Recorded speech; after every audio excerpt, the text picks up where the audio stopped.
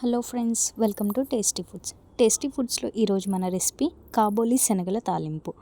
Evening స్నాక్గా కనుక చేసామంటే ఇంట్లో చాలా ఇష్టంగా తినేస్తారు. Let's get in to the video.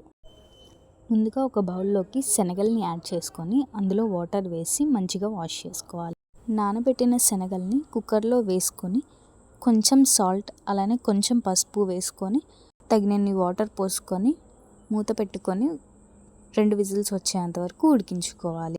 Stove on చేసి కడాయి పెట్టుకొని 1 టేబుల్ స్పూన్ ఆయిల్ అలానే ఎండుమిర్చి, తాలింపు గింజలు కొంచెం వేగిన తర్వాత అందులో ఆనియన్స్ అలానే కరివేపాకు వేసి ఆనియన్స్ ట్రాన్స్పరెంట్గా అయ్యేంత వరకు వేయించుకోవాలి. ఆనియన్స్ ట్రాన్స్పరెంట్గా వేగితేనే మనకు టేస్ట్ అనేది బాగుంటుంది.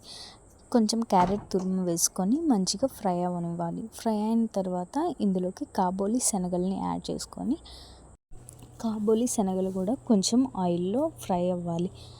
తర్వాత ఉప్పు, కారం, పసుపు, చాట్ మసాలా వేసుకొని కొంచెం ఆయిల్లో ఫ్రై అవ్వాలి. లాస్ట్లో కొంచెం గార్నిషింగ్ కోసం కొత్తిమీర వేసి స్టవ్ ఆఫ్ చేసుకోవడమే. ఎంతో టేస్టీ అయిన కాబోలి శనగలు రెడీ.